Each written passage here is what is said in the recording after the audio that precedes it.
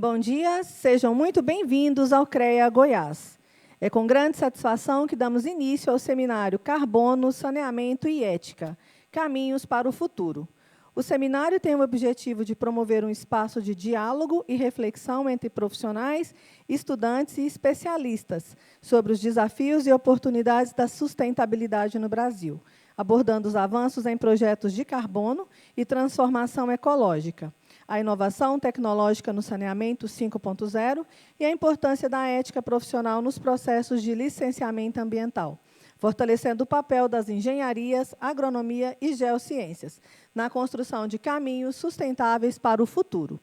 O evento é realizado pelo CREA Goiás por meio da Comissão de Desenvolvimento Sustentável CODESU. O CREA Goiás agradece aos palestrantes pela disponibilidade para participação no seminário. Fica aqui o nosso muito obrigado. Informamos que este evento está sendo gravado e, posteriormente, será disponibilizado no canal do YouTube do CREA Goiás. E, neste momento, registramos e agradecemos a presença do presidente do CREA Goiás e coordenador do Colégio de Presidentes do Sistema Confea, engenheiro Lamartine Moreira Júnior. Coordenador da Comissão e Desenvolvimento Sustentável CODESU, engenheiro Antônio Carlos Nonato. Da palestrante, engenheira civil Juliana Matos de Souza. Do palestrante, engenheiro florestal Fábio Miguel da Silva Borges. Da palestrante, engenheira agrônoma Carla Andréia Borges Paulino. Da palestrante, engenheira sanitarista do palestrante, engenheiro sanitarista e ambiental Túlio Salatiel Sintra. Da conselheira do CREA Goiás, Letícia Fleury. Do assessor do diretor técnico do SEBRAE, Marcelo Lessa, engenheiro civil Roberto Viana, e de todos os participantes neste evento. Ao todos, nosso muito obrigada. E do superintendente do CREA Goiás, senhor Flávio Rogério Alpino. Para fazer a abertura oficial deste seminário, convidamos o presidente do CREA Goiás e coordenador do Colégio de Presidentes do Sistema Confea-CREA, engenheiro Lamartine Moreira Júnior, por gentileza. Bom dia. Muito obrigado pela presença de vocês. Esse momento é muito importante, já aí cumprimentando todos nominados pela Badilene, em especial ao nosso coordenador da CODESU, Antônio Nonato, que está fazendo um trabalho belíssimo e entrega para nós agora, dia 27 de novembro, o ganhador do Troféu Seriema, o maior evento da sustentabilidade do nosso sistema. Então, é sempre uma oportunidade, Nonato, você, como uma pessoa dedicada e estudiosa, estar dando este amparo, este apoio aos profissionais e a toda a nossa sociedade. Então, meu muito obrigado aí. Então, já para a gente acelerar, porque vocês têm muita informação para serem colhidas diante dos nossos palestrantes, aproveitar também o Roberto, que está aqui, o nosso visitante, já foi dessa casa, ainda continua aí sempre nos apoiando, que é uma peça fundamental, que foi uma peça fundamental e continua sendo nessa reorganização dos estudantes junto com o CREA Goiás. E na oportunidade, já agradecer a Ana Renata, que está aí com um projeto maravilhoso, que é o Estágio Visita. É um projeto que nós estamos espelhando no CREA São Paulo. Estamos trazendo, este é a primeira rodada do Estágio Visita aqui no CREA Goiás, onde os estudantes passarão por todas as etapas do CREA Goiás, desde a fiscalização e finalizando na nossa plenária. Coincidiu que na segunda-feira foi dia do funcionário público, antecipou, e a gente postergou a nossa reunião, que era na segunda, passou para quinta-feira. Então, aí vocês puderam se organizar e a gente vai ficar essa semana todas juntas aí, vocês entrando em cada departamento, entendendo o que realmente, de fato, o sistema faz para nós profissionais. Então, isso é muito importante. E já voltando aqui para esse evento, nós vamos bater um papo, trazer conhecimento dos nossos palestrantes, agradecer também aqui a minha conselheira Letícia, obrigado aí, Letícia, por estar nos dando esse apoio também, ao nosso palestrante, Fábio, que vai trazer um pouco mais do que está passando no mundo do mercado. Então, vai transferir um pouco da questão técnica para o usual, para a gente trocar ideia e a gente avançar do que está repercutindo hoje na nossa sociedade. Então, essa é com muita alegria e satisfação que a gente recebe vocês todos aqui, e é sempre um prazer. Sintam-se em casa, né? Depois, se vocês quiserem, num segundo momento, acompanhar as nossas reuniões de Câmara, as nossas reuniões de plenário, vocês podem acompanhar tudo, porque isso tudo faz parte do contexto de todos nós, né, para saber o que realmente o Conselho está fazendo pela gente.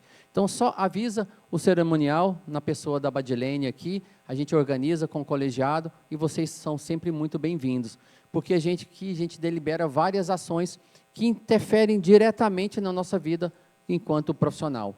Né, temos o julgamento de processos éticos, e muito de processos que vão realmente atingir a nós todos, que são as nossas questões do dia a dia de cada profissão. Para vocês terem noção, hoje nós temos mais de 314 títulos de engenheiros dentro do nosso sistema. Então, isso é muito importante e uma ramificação muito grande. Então, vale a pena a gente estar sempre inserido, continuando a entender um pouco mais o que realmente o sistema pode fazer pela gente. Então, ressaltando aí essa importância da Codesul, né, foram vários eventos durante o ano, e a gente fecha a maratona de evolução do ano de 2025 no nosso troféu Seriema, né, que é o marco realmente do CREA Goiás, um dos melhores eventos do nosso país na área da sustentabilidade, que elege 7 categorias, mostrando o que realmente as empresas e a comunicação estão fazendo para melhorar cada dia mais a nossa sociedade. Então, sejam muito bem-vindos ao CREA Goiás e bom evento a todos. Muito obrigada, presidente, aqui pela fala. E convidamos, neste momento, o coordenador da Comissão de Desenvolvimento Sustentável, Codesul, do CREA Goiás, o engenheiro agrônomo Antônio Carlos Nonato, para fazer uso da fala. Por gentileza. Obrigado, Badilene.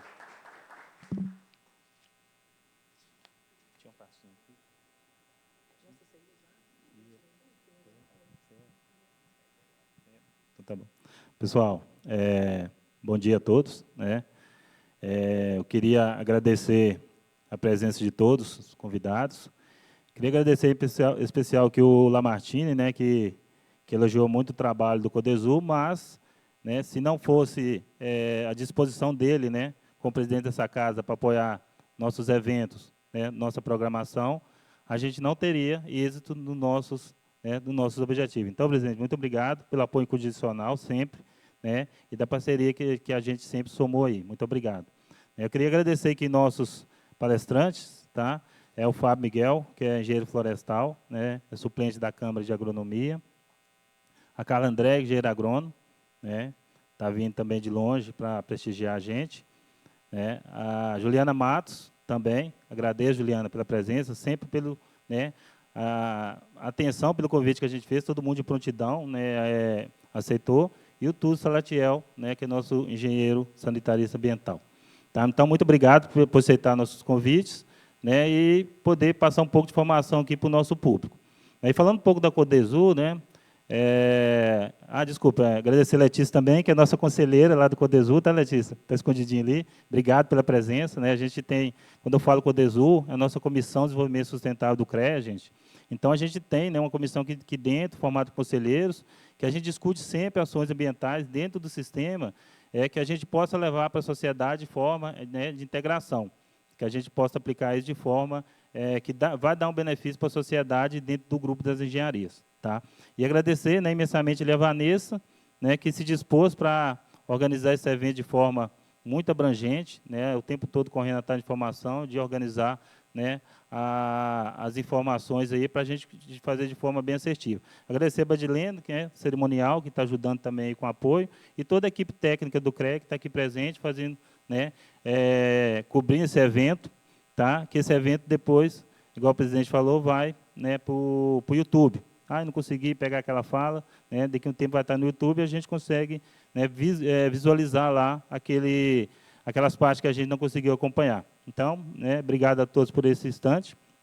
Falar um pouco do CODESU. Né? O CODESU a gente vem fazendo trabalho desde o início do ano, né, com série de ações. Né, desde o começo do ano, a gente começa a desenvolver ações do Troféu Siriema, né, que é uma categoria do CREA, onde vários profissionais submetem trabalhos referentes à área ambiental, né, que, de certa forma, agora, no final do ano, vai ser contemplado, né, com o mérito do Troféu Siriema. Então, a gente tem inscrições de várias partes do Brasil, né, e a inscrição são muitas, passa o processo seletivo apurado, e aí a gente tem, no final, os ganhadores. Tá? E, falando desse evento especificamente, um evento que a gente, né, começou a construir de forma que a gente pudesse, né, abranger a sociedade em temas que, de certa forma, estão gerando muita discussão. Né, temas que vêm abrangendo tecnologia nova, temas que vêm, né, em concordância com as ações, né, de políticas ambientais, e temas que, de certa forma, vêm contribuir para o conhecimento de vocês, né, e, consecutivamente, vocês poderem, né, transpassar essas informações para, né, seus grupos. Eu acho que é muito importante isso, uma discussão válida, né, e que vocês possam, de certa forma, ter muito sucesso aqui, né, no dia de hoje. Tá?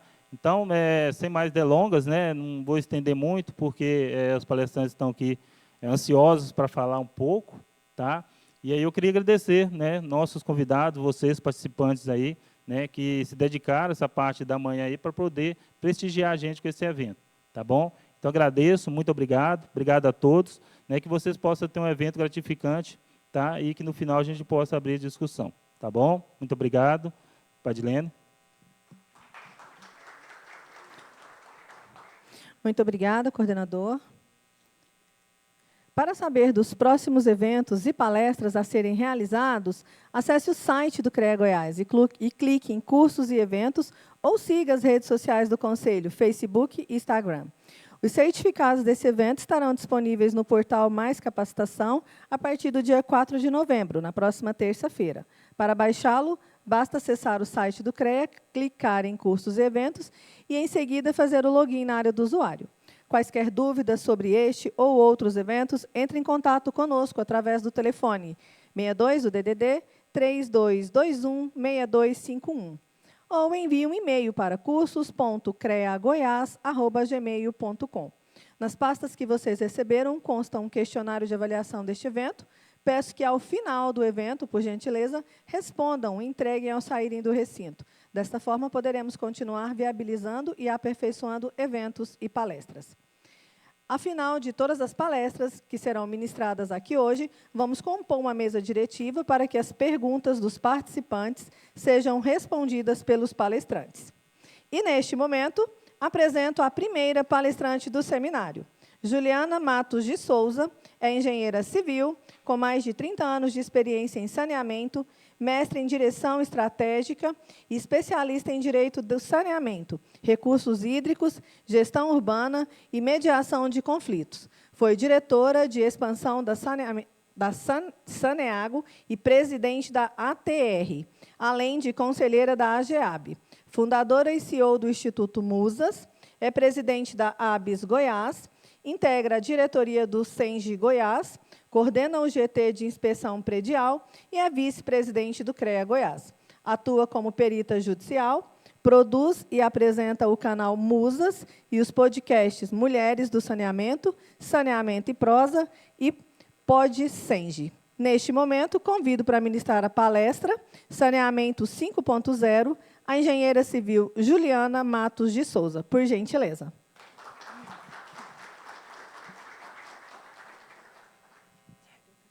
Tá, obrigada, Badilene. Bom dia a todos e todas.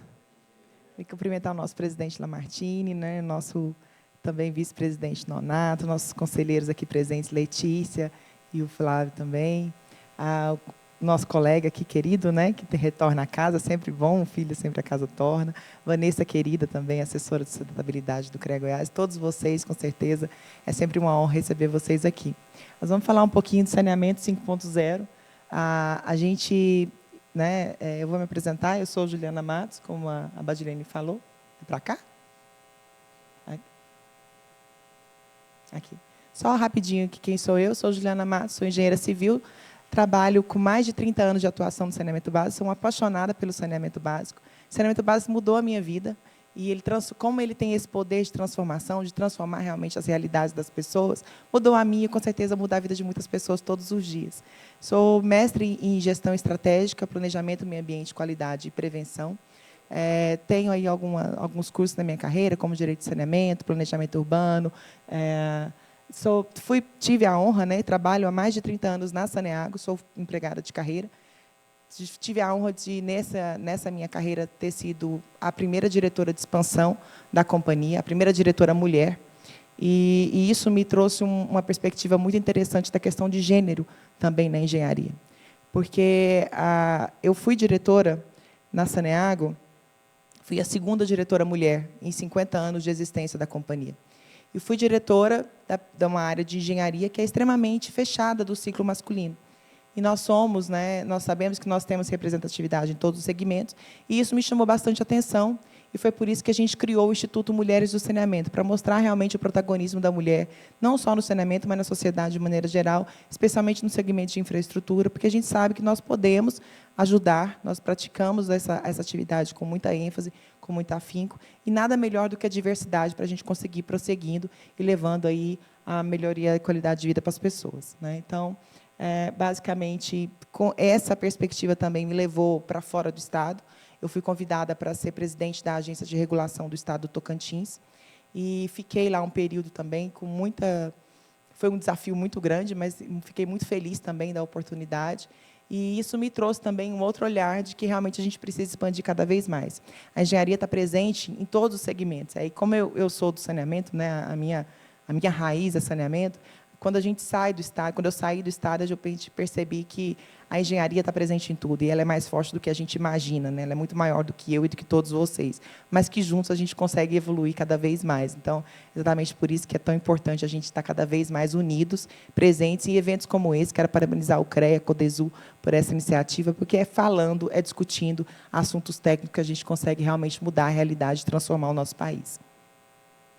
E aí, falando um pouquinho de saneamento, né? O saneamento ele sempre foi um espelho do desenvolvimento humano. Aqui eu trouxe só um exemplo para vocês. O nosso presidente, gente, vamos lá para agradecer a presença dele. Ele está com a agenda realmente bem lotada. Obrigada, presidente, viu, pela sua participação. É sempre muito importante a sua presença. E aqui a gente tem, só para vocês verem como que a gente evoluiu. Na verdade, eu ia trazer até antes, né, para falar um pouquinho sobre o saneamento, como que ele foi constituído nas sociedades. As cidades elas sempre foram constituídas ao lado de rios, tanto para seu abastecimento como para a diluição dos seus dejetos. Isso é histórico. Mas aí, com a evolução... Você quer falar alguma coisa? E aí, só para fazer uma contextualização, né, vamos tirar essa fase, realmente, quando a gente não tinha saneamento básico, na época da Europa, das grandes civilizações, a gente tinha aí que, realmente, o esgoto era jogado nas ruas. Então, as ruas eram muito fedidas, realmente, porque as cidades elas guardavam, né, para quem conhece um pouquinho da história, os castelos, o Castelo de Versalhes, por exemplo, não tinha banheiro. A maioria das edificações não tinham banheiro, não tinha nenhum local para você colocar os seus dejetos. Isso eram jogados na rua. Então, as ruas realmente eram muito fétidas e muito insalubres também. Isso, com o tempo, mudou bastante. Então, foram construídas as grandes galerias, né? Essas galerias, essa imagem aqui que vocês têm do lado esquerdo, são as galerias. Tanto essas galerias eram feitas como aquedutos, que era para transportar a água para aquelas regiões para abastecimento urbano, e também para conduzir esse esgoto, né, a um local, a uma destinação que era basicamente os próprios rios, sem nenhum tipo de tratamento. A gente evoluiu. né? Felizmente. Então, essas galerias eram gigantescas. Quem aqui já teve a oportunidade de presenciar isso, eram gigantescas, eram com mais de 3 metros de altura. Então, as pessoas realmente andavam dentro, até porque precisavam dar manutenções nesses processos, né? As de água, elas tinham algumas derivações, e aí vocês tinham os chafarizes, que eram os pontos de abastecimento das cidades. Então, aquela manobra mesmo para abastecimento dos pontos de água, para as pessoas beberem água e terem acesso, era feita manualmente. Elas abriam uma comporta, né, uma comporta manual, e a água era destinada para aquele tipo de chafariz. No esgoto também não era diferente. Você tinha também as canalizações, né, que você conduzia, e aqui você tinha lá os seus dutos de esgoto. Você já deve ter visto aí aqueles desenhos, Tartaruga Ninja, filmes, né? Eles mostram, retratam bastante isso aqui. Os monstros do esgoto, né? Quando surgem aqueles monstros. Então, é exatamente isso. No Brasil, a gente não tem, tá? A gente não tem essa tecnologia, até porque é uma tecnologia milenar. E assim, a nossa tecnologia aqui ela é bem mais avançada, até porque o nosso país é um país de 500 e poucos anos. Então, a gente... nós estamos aí à frente mais desse processo. E aqui, gente, era bem comum. Hoje, né? Hoje é bem comum eles usarem essa infraestrutura também para outro tipo de serviço.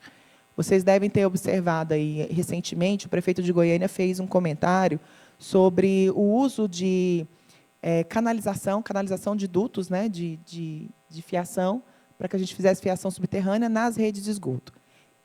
Num sistema, que é o sistema do lado da esquerda aqui, vocês têm os sistemas atuais, que a gente trabalha hoje com automação, com sistemas mais modernos. Hoje é impraticável fazer isso. Nas grandes galerias, realmente isso acontece. Você passa dutos, né, no teto, então o contato com o mesmo ambiente insalubre ele é possível. Agora, nas tubulações que são fechadas, isso é impraticável. Então, assim, para vocês terem noção que a gente precisa sempre estar discutindo saneamento, porque isso é fundamental. Então, comparar o saneamento de 700 anos atrás, né, com o saneamento de hoje, ele é totalmente diferente. A solução é basicamente a mesma, que é levar a qualidade de vida para as pessoas. Mas as tecnologias, as inovações, elas vêm acontecendo todos os dias. Então, hoje, quando vocês olham, né, a questão, como eu coloquei aqui, do desenvolvimento urbano, não tem condições de vocês fazer sistemas híbridos com o saneamento básico. Você trabalha saneamento básico só os 4 eixos: água, esgoto, drenagem e resíduos sólidos. Não tem como você misturar aí nenhum outro tipo de segmento. Diferente no passado, quando você tinha grandes galerias, você poderia usar as infraestruturas para poder fazer algum tipo de alavancamento. Então, né, hoje, qual que é o nosso desafio? Realmente é integrar essa tecnologia com ética e propósito.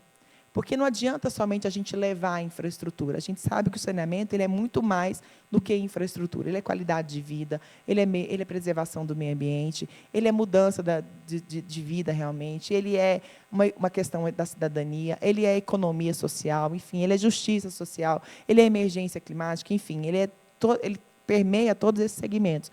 Então, quando a gente trabalha o saneamento como propósito, como designação e realmente propósito de vida, a gente consegue aí estigmatizar e mudar a realidade. Essa imagem aqui ela mostra exatamente isso. De um lado, a gente tem uma comunidade que foi implantada sem nenhum tipo de planejamento, sem nenhum tipo de infraestrutura, e, do outro lado, a gente tem lá nossas tubulações, levando aí qualidade de vida para todas as pessoas que vivem nessas comunidades. Então, o saneamento, a nossa engenharia, ela realmente tem esse propósito, né, esse desafio de universalizar esse serviço para todas as pessoas. E como que aconteceu essa evolução, né? Como eu disse lá, quando as cidades foram constituídas, a gente tinha lá no saneamento 1.0, quando as pessoas usavam a água para beber, coletavam essa água para beber e usavam também os rios para poder a diluição dos seus efluentes. Então, a gente tinha aí poços, as cisternas ou poços artesianos, que foram difundidos mais tarde, e as fossas sépticas, fossas negras, que depois foram evoluídas para fossas sépticas, mas esse era o saneamento 1.0. A gente tentar tirar um pouco daquele ambiente insalubre das comunidades, as pessoas terem um pouquinho de saúde para poder difundir isso. Aliás, é importante a gente dizer isso, que as maiores crises do nosso mundo se deram por condições sanitárias. O maior número de mortandade, inclusive na própria pandemia que a gente conviveu recente, foram por questões sanitárias. Então, o saneamento está presente em toda a vida da gente, inclusive quando a gente está dormindo. E aí a gente conseguiu evoluir, né? Evoluindo esse processo de poços e fossas, a gente foi aí para galerias e uma coleta urbana, para afastamento desse efluente, para afastamento desses esgotos, para levar isso para longe das pessoas, né? Quanto mais longe, menos doenças. Só que isso também não era suficiente. E a gente começou a trabalhar também no saneamento 3.0 a questão do planejamento e expansão. Um planejamento urbano e expansão urbana. Por quê? A gente precisava consolidar uma infraestrutura adequada para que as pessoas convivessem na sociedade. As cidades precisavam realmente ser organizadas. E aí vieram realmente os sistemas integrados, né? Os sistemas de esgotamento sanitário que a gente conhece hoje, redes coletivas, sistemas coletivos de água, para poder abastecer uma comunidade. Com esse processo, né, isso aconteceu até a década... na verdade, no Brasil ainda existe muitas cidades que ainda convivem nessa realidade. Agora, depois a gente passou aí para o saneamento 4.0, que foi a questão da eficiência, o foco voltado na eficiência. Então, uma atuação muito presente na questão do índice de perdas, né, na preservação dos sistemas inteligentes, automatizados, para que a gente pudesse aí reduzir o índice de perdas e trabalhar também com questão de sustentabilidade. O foco realmente na digitalização, que a gente conseguia mapear todas as cidades, verificar aí uma viatura para que pudesse fazer algum tipo de reparo, se necessário. Isso tudo focado realmente na eficiência, na prestação de serviço para toda a sociedade. E agora vem o nosso processo, que é realmente mudar, que é transformar, que é a inovação com propósito. A gente precisa ouvir as pessoas, a gente precisa descobrir o que as pessoas precisam para que possa realmente transformar a vida dessas pessoas. Esse é o foco do saneamento 5.0, né? Porque o saneamento 5.0 ele une tecnologia com empatia.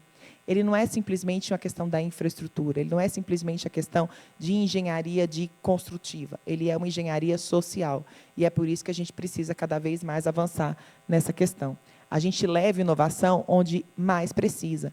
E aí, quando mais precisa, realmente envolve todos os procedimentos, envolve todos os tipos de comunidades. Porque nem sempre, né, ainda mais num país como o nosso país continental, como é o Brasil, as soluções que acontecem aqui para Goiás não são as mesmas soluções que eu vou aplicar na Amazonas, por exemplo. Então, não é, no nosso próprio estado, as soluções que eu aplico em Goiânia não são as mesmas soluções que eu aplico em Tumbiara. Então, cada cidade tem a sua peculiaridade, cada cidade tem a sua cultura, tem o seu histórico. Então, a gente entender esse propósito e levar a inovação para que possa implantar e realmente atender as perspectivas é o que o saneamento 5.0 vem se propondo. E qual que é o grande desafio para a gente conseguir realmente chegar nesse saneamento 5.0, né? O que a gente ainda precisa resolver? Um acesso desigual. A gente sabe que uma cidade, por mais universalizada o serviço que esteja, a gente tem regiões que ainda precisam chegar. Existe uma questão cultural que precisa ser trabalhada. No nosso país, para vocês terem ideia, vocês sabiam que existem comunidades que não sabem usar um banheiro sanitário, um vaso sanitário? Então, isso também é importante, é uma questão cultural que precisa ser trabalhada. Então, a gente precisa mostrar. E, de repente, nem é o vaso sanitário que vai ser a solução para aquela comunidade. Por isso que é importante a gente conhecer a realidade de cada um e também respeitar a cultura. A questão das mudanças climáticas. A gente vive hoje uma emergência climática e o saneamento ele é realmente um vetor importante para que a gente possa passar por esse processo. Precisamos de infraestruturas resilientes para que a gente possa avançar cada vez mais, porque já que é um serviço essencial e ele não pode ser paralisado em nenhum tipo de segmento, porque afeta diretamente a vida das pessoas, a gente precisa de infraestrutura resiliente para poder passar por todo esse processo. A falta de dados é um outro problema muito sério, que a gente não consegue consolidar, e sem dados a gente não consegue planejar um futuro coerente, né? E, principalmente, também a questão da participação da população. A população precisa entender a importância do saneamento básico para que a gente discuta saneamento básico todos os dias do ano. Por exemplo, vocês querem ver uma questão? Saneamento ele envolve 4 eixos: abastecimento de água, esgotamento sanitário, drenagem urbana e manejo de resíduos sólidos. Drenagem urbana, abastecimento de água e esgotamento sanitário, as pessoas discutem todos os dias, porque elas bebem água todos os dias, elas produzem esgoto todos os dias, né? E eu tenho certeza que aqui ninguém quer parar de ter a coleta de esgoto na sua casa. Ninguém quer se virar com o seu esgoto interno, né? Todo mundo, e as pessoas também não dão muito moral para ele, porque ele está saindo da sua casa, você não quer saber o que vai acontecer com ele depois. Mas ele tem todo um processo. A drenagem urbana é um pouco diferente. Drenagem urbana ela só vem à tona em período de chuva, porque surgem os alagamentos e as enchentes. E isso é errado, porque as soluções para a drenagem urbana elas não acontecem no período de chuva. Aliás, no período de chuva não adianta a gente fazer nada, porque realmente o sistema de drenagem está colapsado, a gente não consegue mexer no período chuvoso, porque o volume de água realmente é muito intenso. E a gente não consegue mexer sequer na infraestrutura, sequer consegue fazer uma medida mitigadora para poder diminuir o impacto. Vocês querem ver outra questão também? Resíduos sólidos. Vamos voltar aqui para Goiânia. As cidades do estado de Goiás, elas têm um problema sério, existe um pacto de Goiás sem lixão. Mas existem quase 200 cidades que ainda possuem lixão, que ainda não resolveram esse problema. A sociedade não se preocupa. Isso não está sendo um problema pessoal da população, que deveria ser, porque quem produz o lixo somos nós. E nós não estamos acostumados a acompanhar o que esse resíduo vai acontecer com esse resíduo depois que eu coloquei na coleta que o caminhão de lixo levou. Eu sou responsável por isso.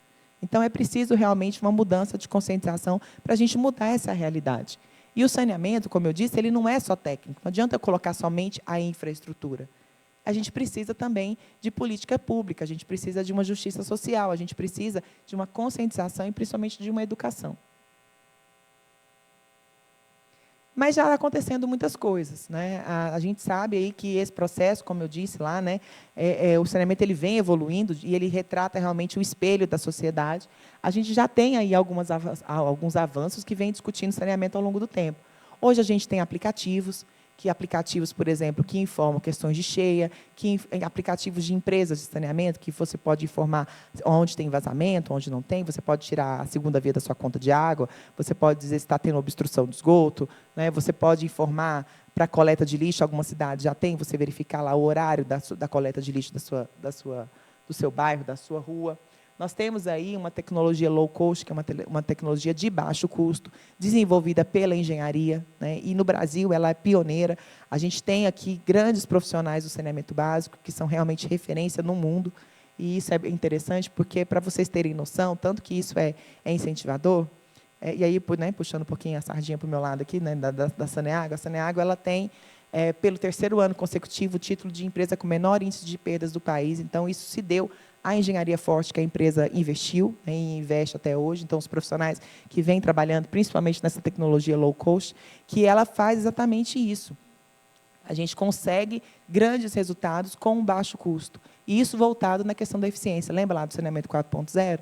Então, o saneamento 4.0 é exatamente isso, a gente desenvolver tecnologias de baixo custo que geralmente geram eficiência. Goiânia, para vocês terem ideia, porque no 5º ano consecutivo, é a capital com menor índice de perdas do país. Então, isso é um trabalho intenso. E quando a gente fala menor índice de perdas, quer dizer em tudo, né? Tanto na questão da infraestrutura, quanto na questão também da social, na questão também cultural da população, de fazer o bom uso do serviço público. E isso é um coletivo, e a gente só consegue isso realmente fazendo com que a sociedade entenda todo esse processo. Hoje a gente também já tem jogos, né, jogos online, jogos disponíveis, falando também sobre saneamento, que a gente sabe que principalmente a juventude hoje, né, a juventude 50 mais, como eu, assim, que gosta muito dos joguinhos de celular, então a gente sabe que isso também é importante, isso também educa. Então, é difundido para essa juventude. A gente trabalhar com o saneamento também através de jogos, para você ter boas práticas e disciplinas que podem ajudar no desenvolvimento. Sensores em Goiânia mesmo, para que a gente conseguisse alcançar esse índice de perdas, é utilizado sensores que monitoram toda a rede, monitoram todo o consumo, né, por reservatórios. Quem aqui tiver a oportunidade, pode acessar o site da Saneago, que lá tem o painel de todos os reservatórios das cidades. Muitas cidades também do estado de Goiás já possuem. Então, vocês conseguem ver o consumo médio, horário ali daquela região, tanto para os reservatórios que são distribuídos de água para a cidade inteira. Então, isso é interessante, porque com esses sensores, a gente consegue monitorar e verificar se aquele consumo realmente está acima do normal, e se o consumo está acima do normal, já acende um alerta, já vai uma equipe de manutenção para poder fazer ali o reparo, né, ou o caso ali, para verificar se tem algum tipo de vazamento ou a questão, focando de novo na eficiência. E hoje a gente tem os influencers, né? Felizmente, a gente também tem essa essa comunidade que consegue comunicar com as pessoas, que consegue levar uma linguagem didática, uma linguagem bem simples, e acessar o maior número de pessoas. A rede de internet, hoje, é o maior ambiente que a gente tem hoje de acesso às pessoas. Então, é importante que a gente tenha pessoas que saibam falar sobre o assunto, que tenham a técnica, mas que também tenham a didática para falar que o saneamento é tão importante que precisa da participação de todo mundo. E, nesse processo como um todo, né, é lógico que a gente não podia deixar de fora a questão da ética. Porque o saneamento, né, a ética é o fio condutor que garante a tecnologia da sociedade. E o saneamento, ele precisa que essa ética esteja infiltrada nele, porque a questão de transparência e licenciamento, uso responsável de dados e o compromisso com a inclusão são os pilares do saneamento 5.0. Sem a ética envolvida no saneamento, a gente não vai conseguir avançar.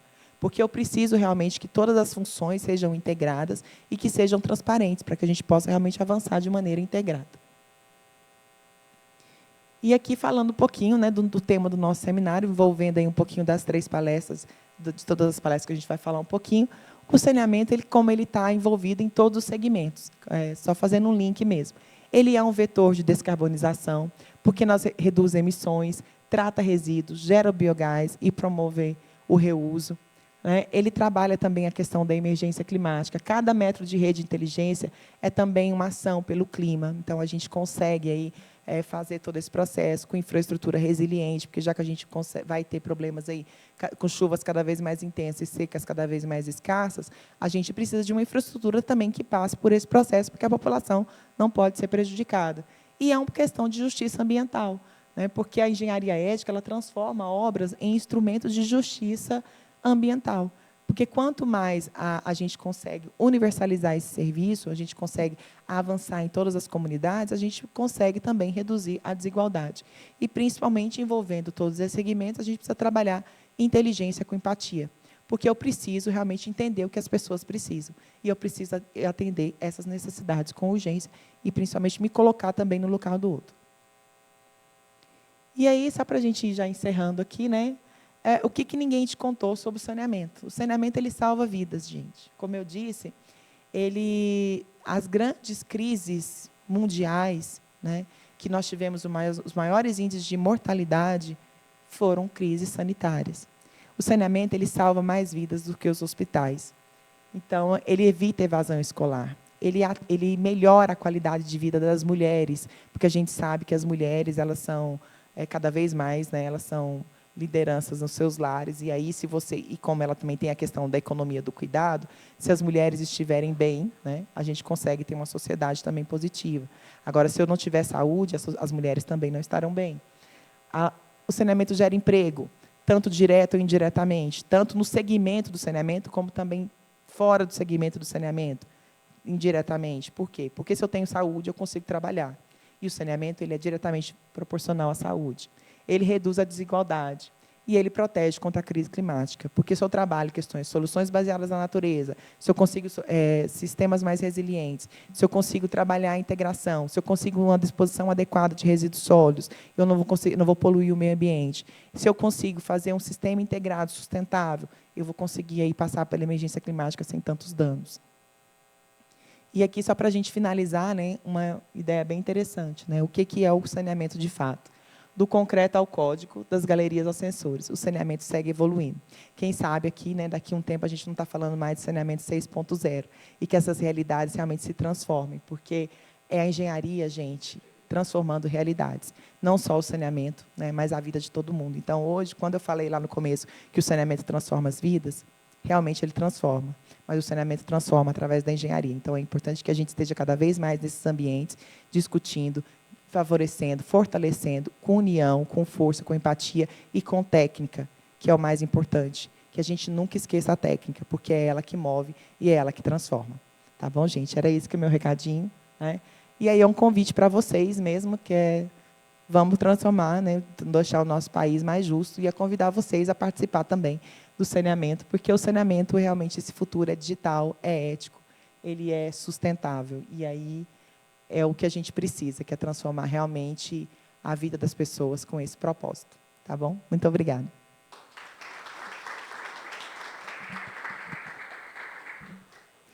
Muito obrigada, Juliana, aqui pela palestra. E, ao final, né, a Juliana vai estar aqui para responder as dúvidas de vocês, tá bom? E, neste momento, eu vou apresentar aqui o segundo palestrante do seminário. É o engenheiro florestal Fábio Miguel da Silva Borges. É mestre em conservação, presidente da Associação Goiana dos Engenheiros Florestais, AGEF, membro titular do Conselho Estadual de Meio Ambiente, CEMAM, Goiás, e é conselheiro do CREA Goiás. Neste momento, convido para ministrar a palestra a questão da ética profissional nos processos de licenciamento ambiental, o engenheiro florestal Fábio Miguel da Silva Borges. Por gentileza.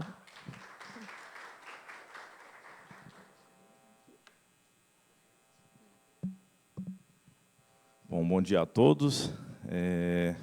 Já apresentado pela Badilene aí, e depois da Juliana, como eu disse, vai ficar difícil, né, eu conseguir entregar aqui uma palestra para vocês, porque realmente é uma fala de muito alto nível, a dela aqui. Agradeço o conselheiro Antônio Carlos pelo convite de estar participando, né, desse evento. Acho que é muito importante a engenharia, o Codesul está contribuindo muito para isso, né, para que a engenharia integre os diversos setores, as diversas áreas, né, e que a gente possa falar desses temas que são recorrentes para todos nós, a sustentabilidade, né, daqui a pouco nós vamos ter uma fala sobre isso, e aí trazer aqui a ética, que eu vou tentar aplicar ela a uma questão mais específica, que é o licenciamento ambiental, mas que a Juliana já fez uma introdução muito boa aqui, né, falando sobre essa relação da questão da técnica, né, e de que maneira que isso implica em princípios éticos, porque se você não tem essa questão ética, na hora de você aplicar os procedimentos técnicos, né, você pode estar comprometendo um recurso ou algum outro tipo de área que você está atuando ali, de um serviço que você está prestando à sociedade, né? Então, a ética ela é muito importante para garantir que nós consigamos justificar para a sociedade a importância de um trabalho profissional, né? E aí a gente traz isso para a realidade do licenciamento ambiental, porque, por mais que durante um tempo o licenciamento ambiental tenha sido visto mais como um gargalo, uma burocracia, uma dificuldade, é o licenciamento ambiental que tem a capacidade de prever os riscos que uma atividade humana vai gerar para os recursos naturais, fauna, flora, recursos hídricos, clima, né? E tomar as precauções, as medidas mitigadoras em tempo, adequadas, suficientes, né? Só assim a gente consegue garantir o propósito da sustentabilidade, que é você usar os recursos naturais de maneira que eles também sejam disponíveis para as gerações futuras, né? Esse é o propósito maior da sustentabilidade. Hoje estou na Goinfra, sou gerente de meio ambiente da Goinfra, né? Estive na Goinfra 2017 e 2018, por um processo seletivo, e retornei, agora estou lá como gerente de meio ambiente, e a gente tem conseguido muito, na principal agência de infraestrutura do Estado, a gente tem conseguido fazer com que o meio ambiente ele não seja apenas uma burocracia, um detalhe. A gente tem trazido o meio ambiente para o projeto. Então, desde a fase de anteprojeto das obras rodoviárias no Estado, e não só rodoviárias, mas também as obras civis, que são construídas pela Goinfra, né, hospitais, estádios e outras infraestruturas, a gente consegue aplicar a questão ambiental, fazer as análises ali de todos os riscos, de todas as complicações e agir em tempo para poder fazer com que a outra parte da engenharia, que é a engenharia construtiva, ela se atente às questões ambientais, né? Então, antes, você primeiro construía uma rodovia para depois você estudar se aquela era uma área de vulnerabilidade ambiental, de risco alto de passagem de fauna, né? E aí, depois que a rodovia está construída, é muito mais difícil você fazer alguma coisa. Então, hoje não. Hoje a gente consegue, por causa dessa questão ambiental que foi melhor estruturada, a gente consegue, na fase de projeto, fazer todas as alterações e todas as correções necessárias para garantir que aquela rodovia ela esteja adequada à realidade daquele ambiente em que ela está inserida. Exemplo, nós instalamos recentemente 6 passagens aéreas de fauna, e já tem registro dos primatas utilizando essas passagens de fauna lá na região da Chapada dos Veadeiros. E todas as outras obras que estão em fase de licitação, elas já estão vindo com a estrutura de passagens subterrâneas, ou seja, nós construímos galerias e fazemos cercamento direcionando a fauna para uma passagem segura sob a rodovia, né? Então, está aí questões que estão relacionadas ao licenciamento ambiental e que estão relacionadas à questão ética, porque se você não faz o licenciamento ambiental no momento oportuno, que é o momento do projeto, você acaba negligenciando essas questões. E o licenciamento ambiental, aí volto nesse ponto, ele não pode ser só um faz de conta, né? Você tem que estudar com seriedade, com ética, os recursos que estão sendo afetados. E essa é uma responsabilidade do profissional que está conduzindo esse processo, né?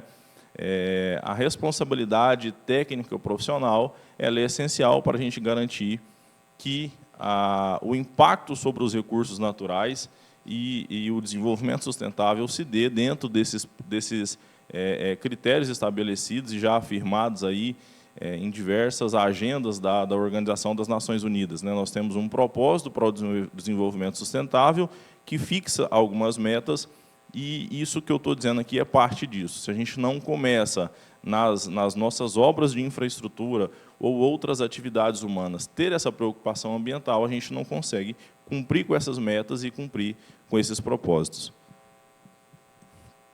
Então, a apresentação ela vai se dar em 5 partes, né? Eu vou tentar ser breve, mas a gente vai falar um pouco sobre a base legal do licenciamento, falar um pouco da ética nos conselhos profissionais, os conflitos de atribuição e de que maneira que isso impacta e afeta a ética profissional, a simplificação de normativas, que é uma tendência, às vezes, política, que acontece também, e ela compromete essa questão da ética profissional, e alguns casos reais e recomendações aqui para a gente se atentar, aplicados ao Estado de Goiás mesmo. Então, o licenciamento ambiental não é algo novo, por mais que pareça, né, e que muitas empresas estejam preocupando com isso só agora. A base legal disso é de 1981, né, quando se instituiu a Política Nacional do Meio Ambiente. Já tiveram diversas alterações, várias outras leis, instruções normativas, enfim. Isso foi aprimorando ao longo dos anos. Hoje a gente tem um arcabouço muito grande, né, de leis e normativas aqui aplicadas ao meio ambiente. Mas eu digo que qualquer profissão que atua na área de meio ambiente, o engenheiro ambiental, o florestal, o agrônomo, que também atua, né, está ali no ambiente e ele precisa também ter esses cuidados, todas essas profissões elas precisam ter muito essa questão da legislação, junto com o conhecimento técnico sobre a produção, sobre a atividade que está sendo desenvolvida, você tem que ter como parâmetro o conhecimento da legislação, principalmente dessa legislação ambiental, porque, além da questão da legalidade, entra essa questão da moralidade também, né? Se você está desenvolvendo uma atividade num determinado ambiente, você precisa conhecer as fragilidades desse ambiente.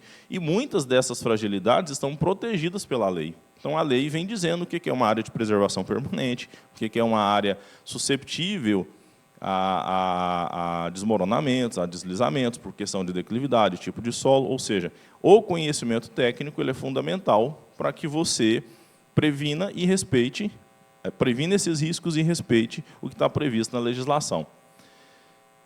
Então, tiveram alguns princípios norteadores dessa questão do licenciamento ambiental, né, que é importante a gente falar disso, o princípio da prevenção, da precaução, da informação e da participação. Aí a gente, falando de participação, entra essa questão do social, né, muito bem abordado já na parte do saneamento, que também se aplica ao licenciamento. O licenciamento ambiental ele tem que conversar com a comunidade, com as pessoas, né? Ele não tem que ser um negócio também que seja tão técnico, mas que ele não entenda a realidade social daquele ambiente. Então, é por isso que, geralmente, no licenciamento ambiental, a gente trata de 3 meios, né? O meio físico, o meio biótico e o meio socioambiental. Esses 3 são fundamentais em qualquer licenciamento ambiental. Resolução CONAMA de 86 é a primeira que instituiu esse conceito de EIA-RIMA, mas a EIA-RIMA, até as pessoas às vezes se confundem um pouco quando elas vão falar de licenciamento ambiental, porque elas acham que se aplica a EIA-RIMA para tudo, né? Na verdade, não, a legislação exige o EIA-RIMA para atividades assim, de um potencial poluidor muito alto. Existem outras atividades que não demandam a apresentação, a elaboração de uma EIA-RIMA, mas que demandam outros estudos, né, que são determinantes para você planejar as medidas mitigadoras adequadas na hora de você executar um empreendimento. As fases do licenciamento ambiental, né? Então, antes tinha muito esse conceito da licença prévia de instalação e de operação. Isso está deixando de ser dessa maneira, porque hoje já existe a licença ambiental única, né? E a licença ambiental única ela junta já o que antes era trifásico, ela junta numa única fase. Mas, de um modo geral, é importante ter a noção de que o licenciamento, de um modo geral, ele deve ser prévio, ele deve ser preventivo. Ou seja, você faz o licenciamento ambiental para você estudar se aquele empreendimento ele tem viabilidade técnica, ambiental, operacional. Você pode, de repente, no licenciamento, entender que não, que aquele empreendimento não tem viabilidade. Então, ou a licença vai ser indeferida, ou a própria pessoa que está fazendo o estudo vai chegar para o requerente e vai dizer, olha, isso aqui que você está querendo não é possível. Esse ambiente não comporta esse empreendimento que você quer construir, ou alguma coisa nesse sentido, né? Então, mesmo que antigamente se tratava do licenciamento trifásico, prévia, instalação e operação, você precisa ter em mente que o licenciamento, de um modo geral, ele deve ser na etapa de projeto, né? Ele está muito mais adequado com a etapa de projeto do que com a etapa de execução. A legislação trouxe alguns conceitos, né, e criou algumas restrições que é importante todos nós conhecermos. Quem está atuando com licenciamento, seja na área rural ou na área urbana, né, então criou, por exemplo, o Código Florestal criou o conceito de área de preservação permanente. Não é da Lei 12.651 de 2012 esse conceito, ele já existia lá no Código Florestal de 1965, ele só foi reintegrado aqui na de 2012, mas já se tinha desde 1965 uma restrição em relação às faixas marginais dos cursos d'água, o entorno das nascentes, as veredas, e essas faixas nem sempre elas eram respeitadas, porque se falhou um pouco na implementação de políticas públicas que fizessem a sociedade conhecer esses conceitos que já eram legais, né, já estavam lá no Código Florestal. Então, pelo contrário, o que houve durante uma época do desenvolvimento do nosso país foi um incentivo para que as pessoas abrissem novas áreas, expansão, nova fronteira agrícola. E esse conceito de APP, se você pega uma pessoa mais antiga, que está lá na roça, às vezes ele não vai nem saber o que significa, né? É algo que devia estar sendo trabalhado nas escolas, aí, por isso que eu falo de política pública. Se a gente quer garantir a questão da ética profissional e garantir que a legislação seja cumprida, a gente precisa começar a popularizar esses termos para as pessoas entenderem e saberem de que maneira que elas têm que agir com relação a isso. Reserva legal, todo imóvel rural precisa ter, e o percentual varia de acordo com a região do país, né? Quem aqui é da área ambiental sabe isso aqui de cor e salteado. A questão da supressão vegetal e os estudos prévios, então, a lei determina lá que você tem que ter a sua faixa de preservação permanente, você tem que ter o percentual de reserva legal. Pode acontecer de uma propriedade ou outra ter a área de uso restrito do solo, e o que sobra, né, vamos usar esse termo aqui para dizer conforme o que está na legislação, o que sobra disso é direito do proprietário usufruir, né, para usos alternativos do solo. Se é direito dele usufruir e já está aberto, já está em uso, ele vai lá, faz o CAR do imóvel, faz a regularização ambiental do imóvel. Mas podemos imaginar uma situação de um imóvel novo que a pessoa adquiriu e esse imóvel rural, por exemplo, ele está todo florestado, né? Ele está todo ocupado por vegetação nativa. Ele tem o direito de solicitar uma licença de supressão, uma licença de desmatamento dentro da legalidade, né? Muitos de nós podemos discordar ideologicamente disso, né? Mas já temos áreas abertas o suficiente, mas aí entra uma outra questão social, que é a questão da distribuição dessas áreas abertas, né? Da função social da propriedade. Então, por regra, a pessoa pode solicitar uma licença de supressão num imóvel. E aí, para ela fazer essa supressão, ela tem que fazer isso dentro de alguns critérios técnicos, éticos e legais. E aí, de novo, voltamos na questão da importância do conhecimento técnico que se tem sobre aquele assunto para você executar aquela atividade de modo ético e preservando e resguardando ao máximo possível esse recurso. Então, se você vai fazer um desmatamento, por exemplo, numa área de campo, é uma coisa. Se você vai fazer numa área de cerrado, sentido restrito, é outra. Se você vai fazer numa área de floresta, é outra. Inclusive, por exemplo, uma área de floresta tem um potencial madeireiro, ou seja, a pessoa desmata, ela gera um produto com valor comercial. E isso não pode ser negligenciado. Então, vou estar falando disso no próximo slide, mas existe uma tendência, às vezes, de generalização dessa atividade profissional. Nós precisamos abrir isso aqui, deixar mais flexível, para que todas as profissões possam atuar, né? E aí, será que essas profissões todas vão conseguir, de fato, estudar aquele recurso que está sendo afetado de maneira adequada e suficiente para resguardar o uso racional, para resguardar a destinação desse produto que está sendo produzido, né? Então, você sacrifica um jatobá de 1,20 m de diâmetro, o mínimo que você tem que dar um aproveitamento racional para ele, para essa madeira. Você não pode simplesmente enterrar, negligenciar esse recurso, né?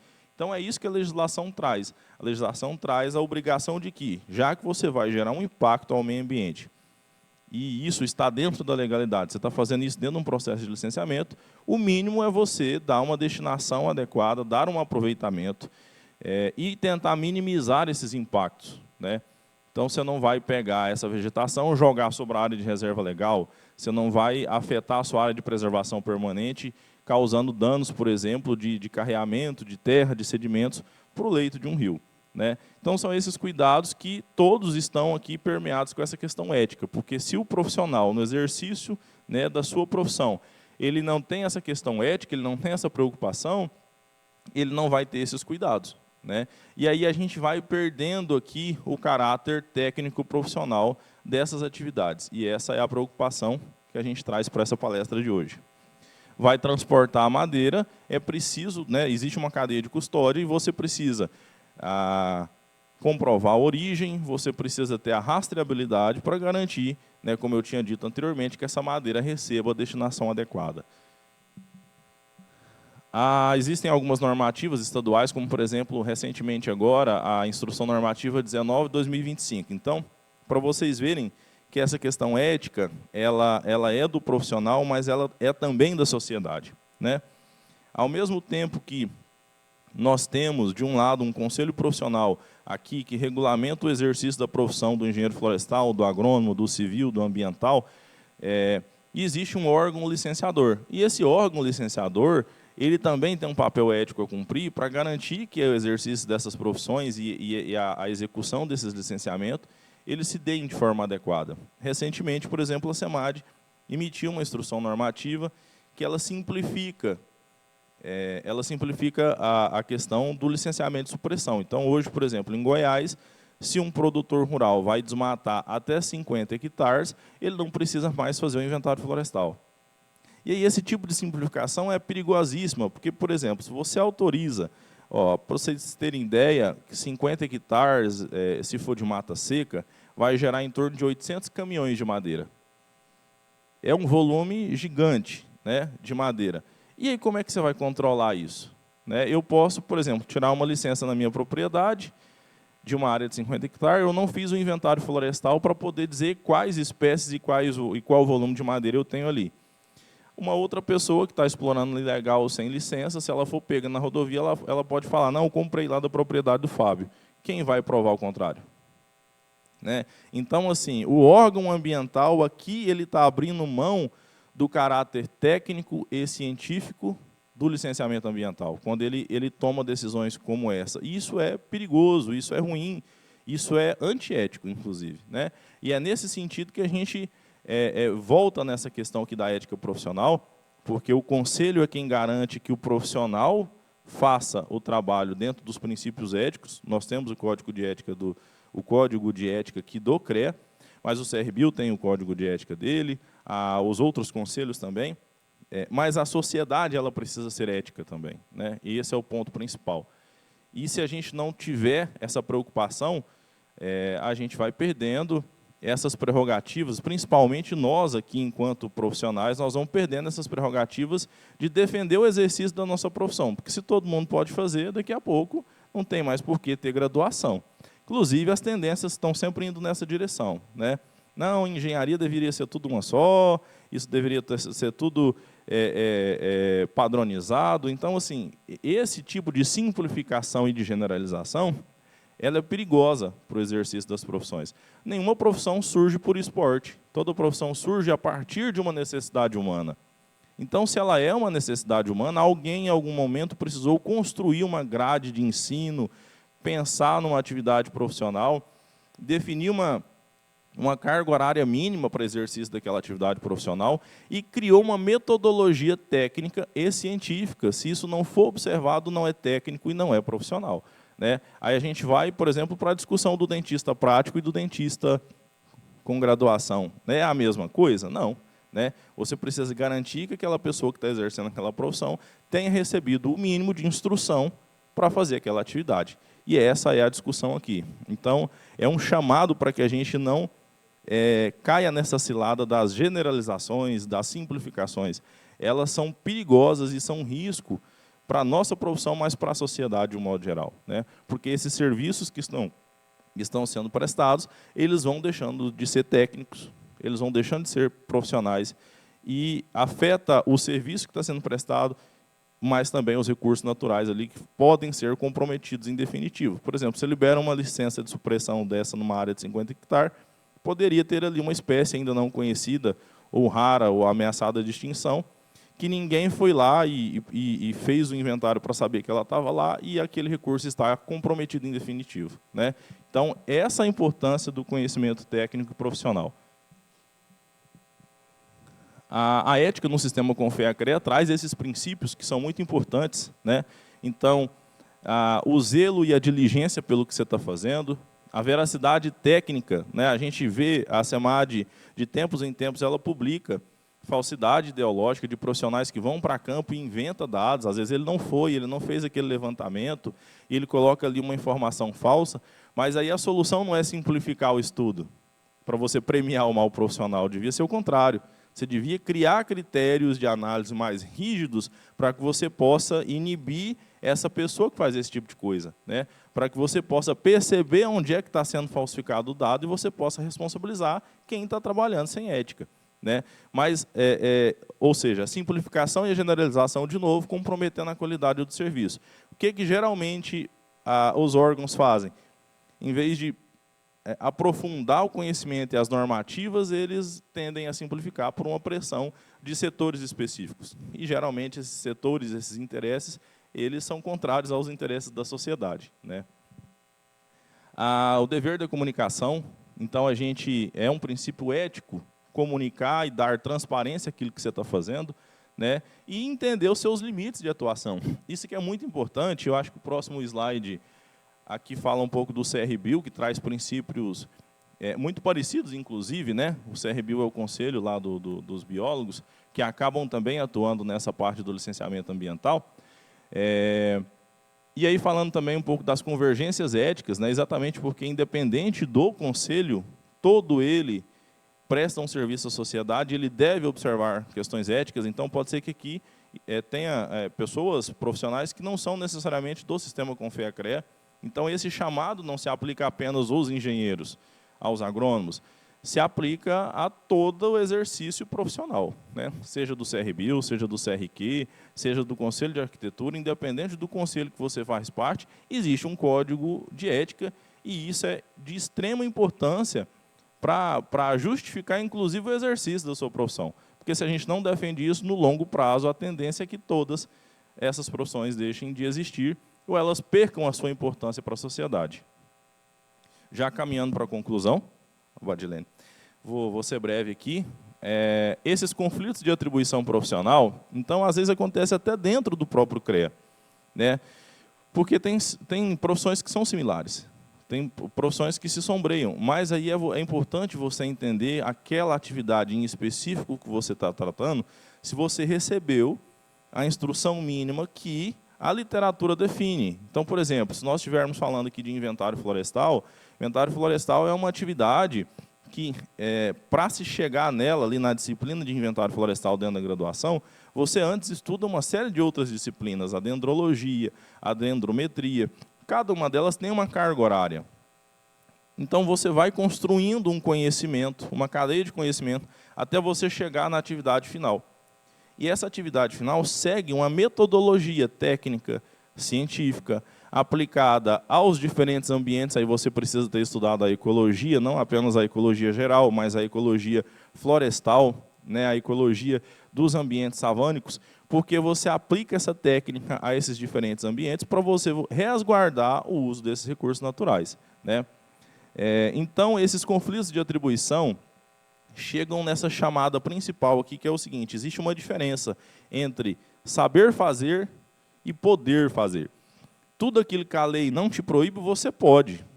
Então, você pode, de repente, entrou no CREA, você viu uma atividade que ela está disponível para você falar, eu posso fazer, então eu vou fazer uma RT.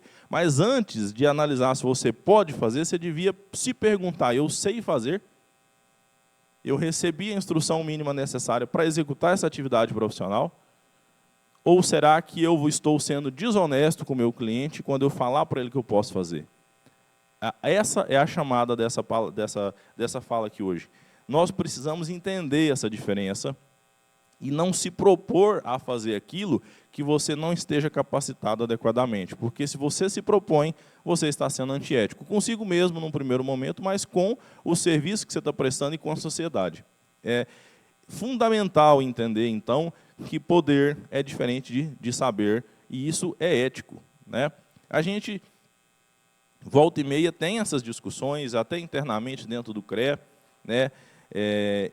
E o que a gente vê é uma tendência de que, ao longo do tempo, se perca o caráter técnico e profissional dos estudos, né? É o que a gente precisa lutar, enquanto segmento profissional, para que não aconteça. Então, nós precisamos fazer com que o nosso trabalho ele tenha uma qualidade para resguardar o exercício da nossa profissão ao longo do tempo, né? Se você presta um serviço de qualidade e ele dá um resultado, a pessoa que está contratando, a sociedade vai conseguir ver esse diferencial e ela vai entender, então, que a sua profissão é necessária. Se você simplifica, você diz que é tudo comum, que todo mundo pode, ao longo do tempo, a sociedade pode ir entendendo que você é desnecessário, ou que qualquer pessoa, qualquer técnico de nível médio pode, de repente, fazer o seu serviço de nível superior, né?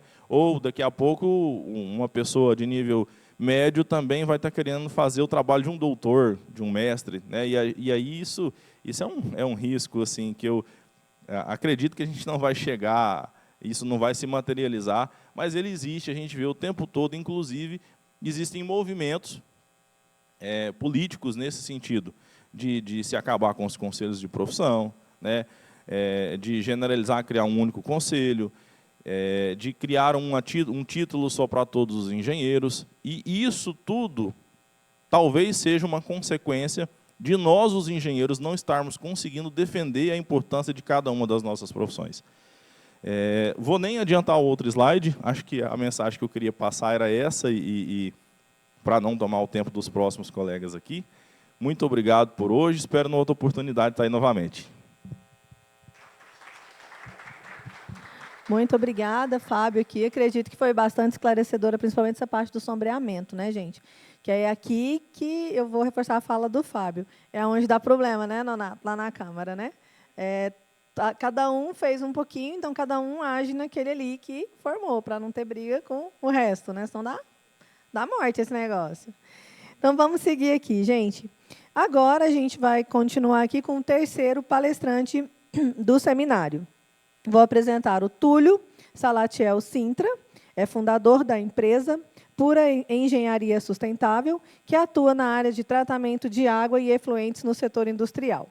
Possui graduação em Engenharia Ambiental e Sanitária pela Universidade Federal de Goiás e é especialista em tratamento físico-química de efluentes industriais.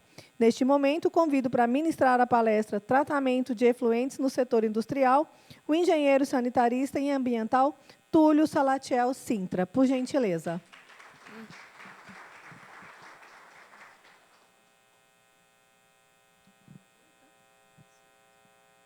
Bom dia a todos, a todas. Obrigado pela apresentação. Bom, vou trazer aqui um pouco do nosso conhecimento teórico, prático da nossa atuação. Nós temos atuado hoje, como bem apresentado, especificamente com tratamento de água e efluentes para indústrias. Falando um pouco eu como pessoa física mesmo, eu fiz a graduação em Engenharia Ambiental e Sanitária pela Universidade Federal de Goiás. Durante o meu período de graduação, tive a oportunidade de fazer um intercâmbio na Austrália. Nesse intercâmbio, tive a oportunidade novamente de ter contato já naquela época com algumas tecnologias bem avançadas, que hoje talvez sejam as tecnologias que estamos aplicando atualmente, mas que na época em si já estava em aplicação, um estudo bem avançado. Retornando desse intercâmbio, finalizei minha graduação e aí eu fui fazer a pós-graduação, mestrado, na Universidade Federal do Paraná, especificamente na área de recursos hídricos, engenharia ambiental e recursos hídricos. E foi onde eu me especializei na parte especificamente de tratamento de efluentes industriais. Atualmente, em 2019, foi quando fundei a empresa Pura Engenharia Sustentável e foi quando a gente começou especificamente a trabalhar com o tratamento de água e efluentes em indústrias aqui no estado de Goiás. Bom, trazendo um pouco aqui em relação ao tema da palestra, tratamento de efluentes no setor industrial. Então, especificamente em relação ao tratamento, há algumas diferenças de possibilidades de tratamento, que eles podem ser físico, químico, biológico ou mesmo a combinação desses. Então, a gente precisa entender qual a caracterização qual e quantitativa desse efluente dentro da indústria para a gente ver qual que seria a melhor opção. Da mesma forma, a gente também previamente estuda quais são os objetivos de remoção de poluentes. Esse efluente tem uma elevada concentração de sólido, tem uma elevada concentração de matéria orgânica, de contaminantes tóxicos. Então, a gente entende primeiro quais são os objetivos, para posteriormente a gente começar a propor. E também a gente faz o entendimento, sempre faz ou pede ao cliente uma caracterização prévia desse efluente, para a gente entender, trazendo ali os parâmetros principais, como o DBO, DQO, o pH, óleo, graxa, surfactante. Aqui eu estou trazendo mais os parâmetros que a gente avalia para as indústrias, né? Principalmente as indústrias que a gente atende. E também a gente faz um levantamento da legislação. Esse efluente tratado, ele vai ser direcionado para a rede da concessionária? Ele vai ser reutilizado? Ou ele vai ser encaminhado para um corpo hídrico? Ou ele vai para um consumidor? Então, a gente entende qual que é essa destinação para a gente fazer todas as análises da legislação em si, que devem ser aplicadas. Se é uma resolução da CONAMA, se é uma da Saneago, se é uma norma estadual, então a gente faz todo esse levantamento para a gente chegar ali à proposição de um sistema de tratamento. E agora, falando especificamente da indústria, do setor industrial, nós estamos no estado de relevante importância do setor industrial, temos aqui mesmo na nossa região metropolitana, Anápolis também, vários polos industriais com diferentes atividades, com diferentes tipos de indústria. Então, esse nosso cenário até de expansão do setor industrial, dos polos industriais, e em relação às exigências legais. Aqui eu não atuo tanto, não atuo, na verdade, na área de consultoria, né, para entregar essa exigência, que seja a licença ambiental ou qualquer outro tipo de exigência que se atribua a essa indústria. As diferenças, a gente vai segregar aqui os efluentes industriais, depois eu vou explicar aqui o que a gente vai considerar, do efluente esgoto doméstico que é gerado na própria indústria, né? Então, aqueles de sanitários, de pias, a gente vai segregar do efluente que é do próprio processo produtivo. E os desafios que a gente enfrenta nas indústrias, que são principalmente essa variação de carga. Se a gente pegar a mesma indústria, a gente tem diariamente, a gente até brinca internamente, todo dia é um desafio, todo dia é uma coisa nova, todo dia chega um efluente novo, todo dia eles produzem um produto novo, todo dia há um mix de efluente, de produto ali que é um desafio diário. Então, a gente enfrenta tanto essa variação de carga, especificamente na indústria, a questão de custo, né? Espaço também, então a gente tem que avaliar se a gente está pensando numa indústria que vai ser implantada, uma indústria que já está implantada, o que a gente tem de espaço, como é que a gente faz o recalque, a drenagem desse efluente até o local onde a gente vai fazer o tratamento. Então, a gente tem que pensar em todos esses desafios e o principal é a operação. Então, não adianta a gente implantar o melhor sistema de tratamento lá se essa operação não está redonda, se não tem pessoas capacitadas, se não tem pessoas interessadas em rodar, tocar a operação conforme a gente entrega. Então, eu vou iniciar aqui explicando, geralmente, dessas nossas aplicações, como funciona a geração de efluente dentro da indústria. Então, a gente tem uma primeira etapa de produção na indústria. Vamos supor que está sendo produzido um shampoo, trazendo para uma indústria química, uma indústria de cosmético. Após a produção desse shampoo, fez o lote e vai ser produzido no mesmo reator um condicionador. Então, nesse momento, aí eles invasam o shampoo e aí é necessário fazer a limpeza deste reator para que ocorra a manipulação e faça a produção de um condicionador, por exemplo. Então, nesse momento de limpeza que é gerado o efluente em si, que a gente está considerando um efluente industrial. E esse efluente, ele é direcionado para um sistema de tratamento, uma estação de tratamento de efluentes, onde ocorre o tratamento em si, e aí sim ele pode ter a sua destinação final, que seja a rede da concessionária, o reuso ou outra destinação. Então, aqui, como nós fazemos na empresa? Aqui eu estou trazendo alguns cases de uma indústria de cosmético. A garrafa da esquerda é conforme o efluente em si chega lá, na nossa estação de tratamento. E a garrafa da direita é conforme entregamos, nesse caso aqui, para a rede da concessionária, da Saneago. Aqui uma indústria de produtos domissanitários.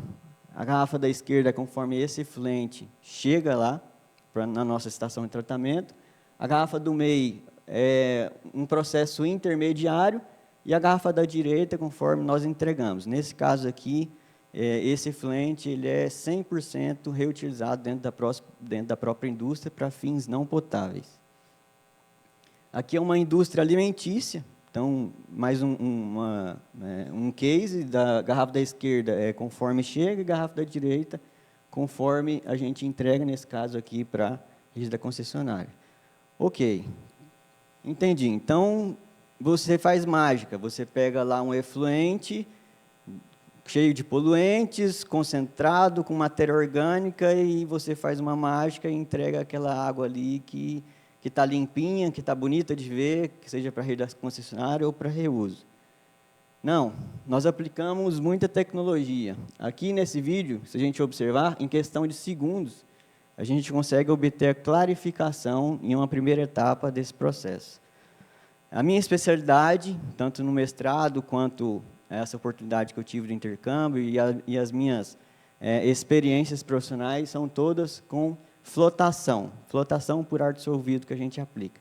Diferente do processo convencional de sedimentação, onde a gravidade em si faz que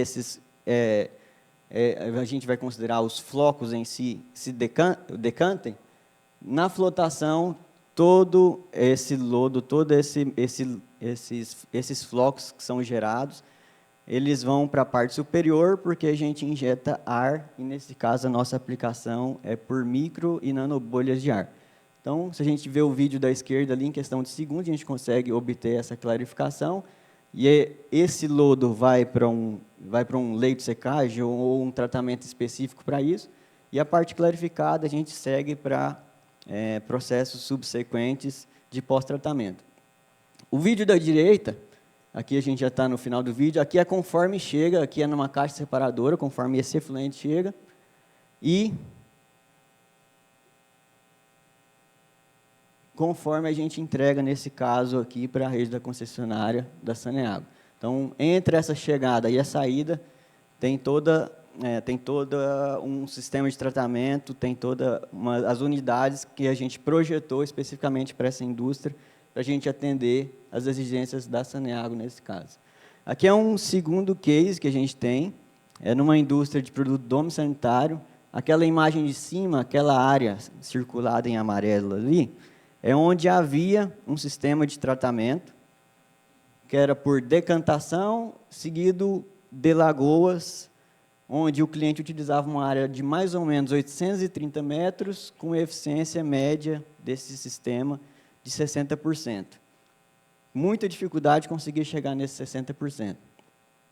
Em 2021, nós implantamos o nosso sistema de tratamento lá, onde foi possível reduzir de uma área de 830 metros, hoje nós temos uma área de 45 metros quadrados, que é aquela da imagem de baixo ali, aquela casinha, que não existia antes.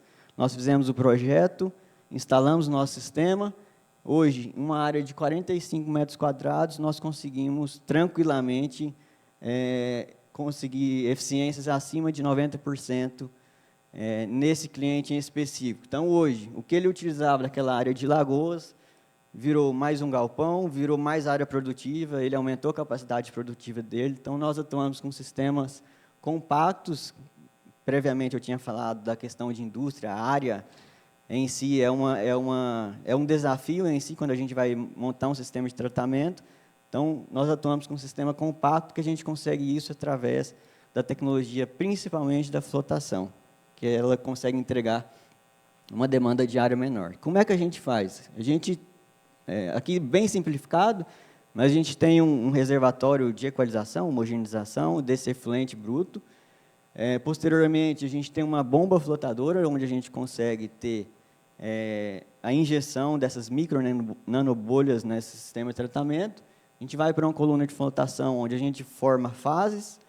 A fase que fica na camada de cima, que é o lodo. Esse lodo, dependendo da caracterização desse material em si, ele tem a sua destinação final ambientalmente adequada, e o efluente clarificado, que fica na parte de baixo, a gente manda para os nossos pós-tratamentos, que aí a gente inclui, temos atuado bastante hoje com ozônio, a gente tem atuado também com processos oxidativos avançados, a gente tem etapas de filtração com diversos materiais filtrantes, então a gente manda para esse pós-tratamento para a gente atender essa exigência que esse cliente tem para o tratamento.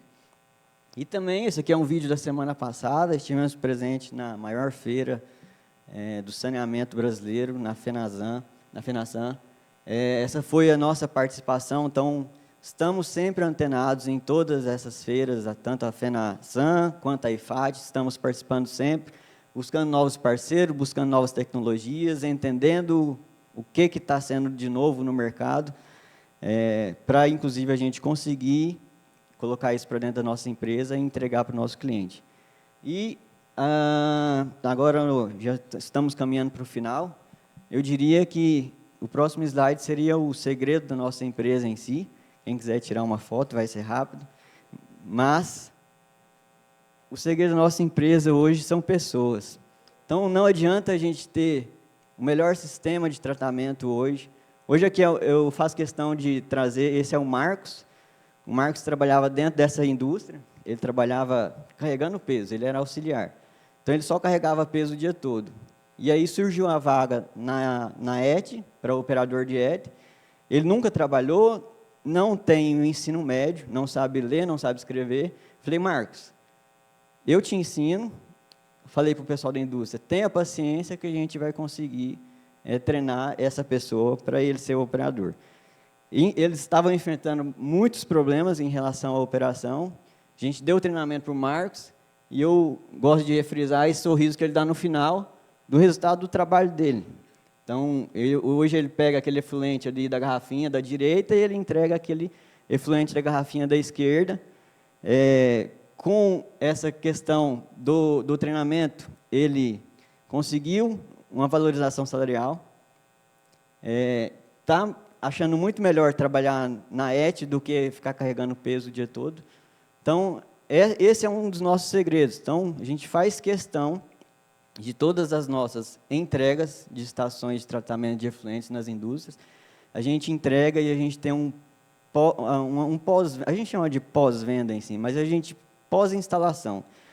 A gente entrega, a gente dá o treinamento, a gente entrega um manual para essa pessoa operar, mas entende que, geralmente, quem está na operação ali são pessoas bem humildes, a gente tem que falar a linguagem dessas pessoas, e a gente tem que ter a paciência e fazer esse acompanhamento, porque, para a gente ter essa efetividade que a gente está entregando, é necessário esse acompanhamento após a instalação.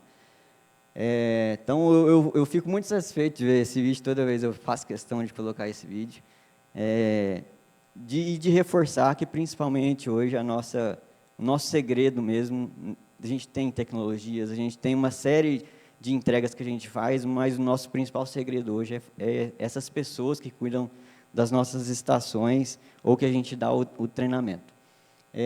Eu gostaria de agradecer a oportunidade, aqui eu já estou encerrando, e fazer um convite para vocês, e exatamente reforçando o tema da nossa palestra, que é especificamente o tratamento de efluentes no setor industrial. Hoje se inicia a Expo Indy, nós estamos lá com um stand número 45, faço questão de convidar todos vocês no Centro de Convenções, das 13 às 21 horas, de quarta, hoje, até sexta, e no sábado, das 9 às 18. Será um prazer recebê-los lá, para a gente conversar um pouco mais. E aqui está o meu contato em si, o telefone, aqui está um QR Code, se vocês gostaram, vai ser direcionado para o nosso Instagram, onde a gente coloca algumas atualizações das nossas entregas. Estendo o convite novamente a estar presente lá na Expo Indy, e agradeço a oportunidade, o tempo de vocês, pela escuta, e estou aberto a dúvidas, caso alguém tenha. Muito obrigado.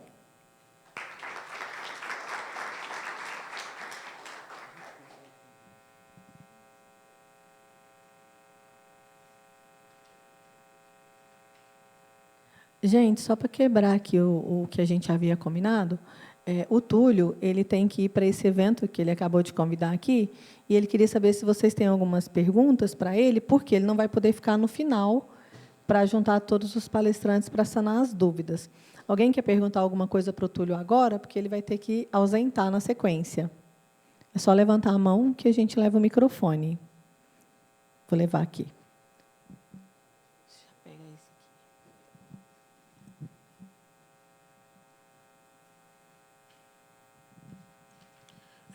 Para o efluente final, você trabalha com UV na desinfecção ou é só flotação e descontaminação por ozônio?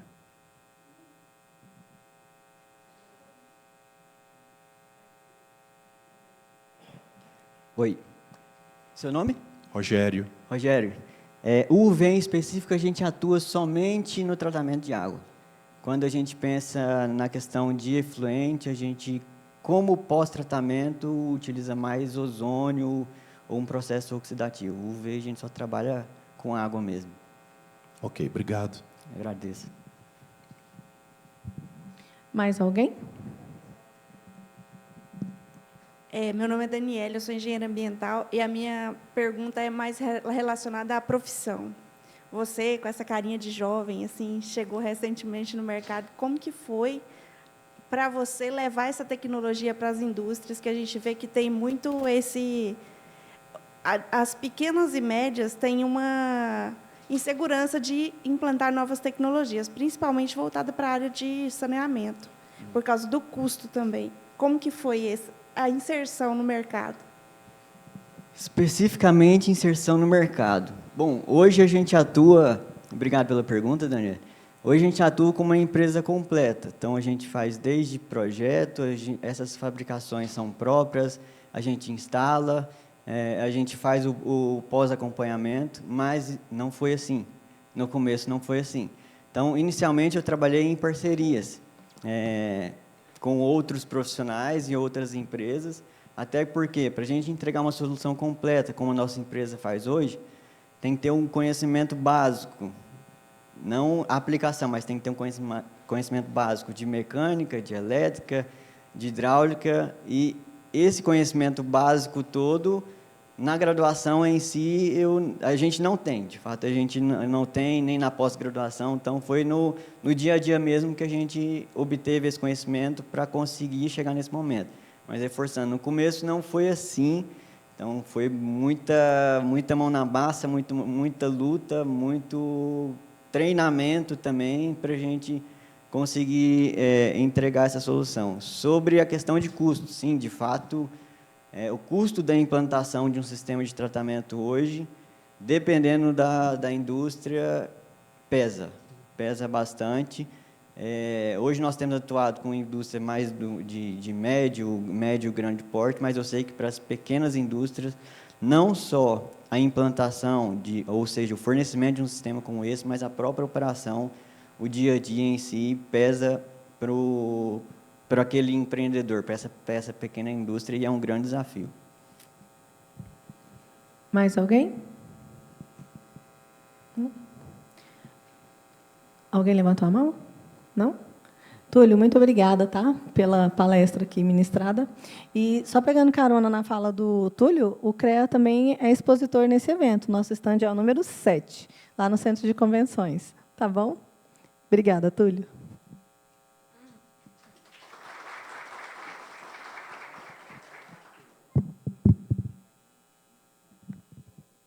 E agora vamos ter a última palestrante do seminário, a quarta palestrante, a Carla Andréia Borges Paulino. É graduada em Engenharia Agronômica e Administração de Empresas pela ILES, UBRA, Itumbiara, com especialização em Compliance e Gestão de Projetos. Atuou no desenvolvimento e execução de projetos de melhoria contínua de processos e procedimentos de originação. Possui experiência de 16 anos em análises fundiárias para contratos agrários. Atualmente é especialista de novos negócios na Ambipar, com foco na estruturação de parcerias para implementação de projetos de carbono e consultorias de soluções baseadas na natureza.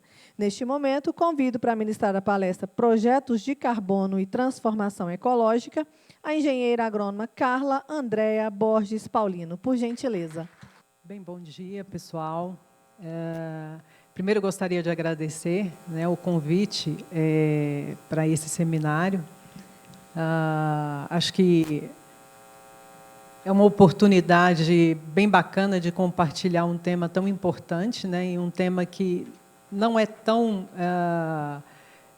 difundido, que são projetos de carbono, é um tema muito específico, e eu acho que trazer esse tipo de informação de como funciona, como é a dinâmica de um projeto de carbono, acho muito importante para poder esclarecer algumas dúvidas que a maior parte das pessoas tem com projetos de carbono, né? Então, como a Badilene comentou, eu sou engenheira agrônoma, né? Graduada também em administração de empresas. Hoje, atualmente, trabalho na divisão de descarbonização do grupo Ambipar, tá? Sou especialista em novos negócios e sou responsável pela estruturação de projetos de carbono, carbono florestal, na agricultura e na pecuária, e também consultorias de soluções baseadas na natureza, tá?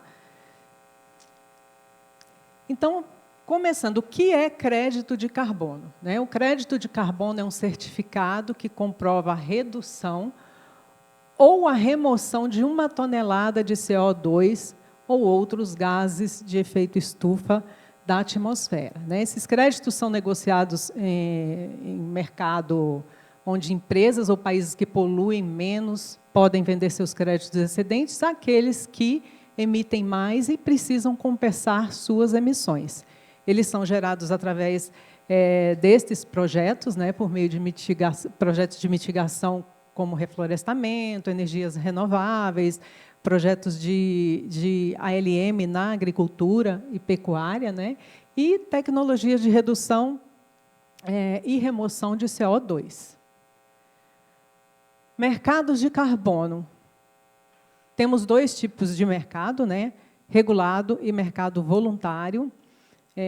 Hoje nós temos uma lei, só que essa lei para créditos de carbono ela não está regulamentada ainda. Então, nós operamos, por enquanto, no mercado voluntário, né? Então, a dinâmica as empresas geram emissões dos gases de efeito estufa em suas operações, né?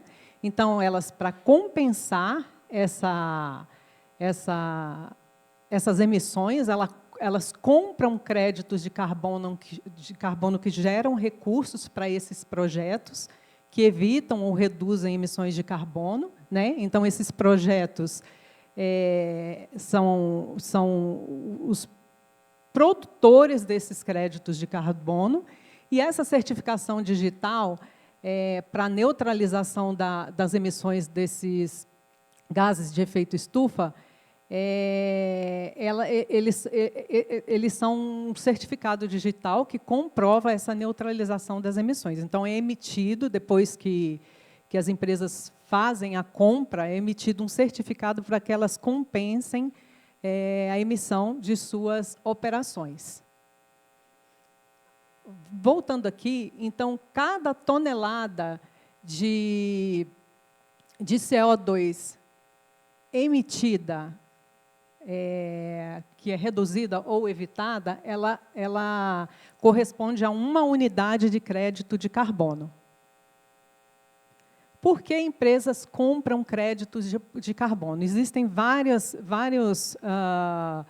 situações. Então, aumento dos índices de meio ambiente, social e governança, aumento da reputação da marca, conquista de clientes voltados para a sustentabilidade é um dos principais motivos, reconhecimento e solução dos impactos ambientais nas operações, engajamento de funcionários e clientes na temática, com parceria e transparência na questão climática.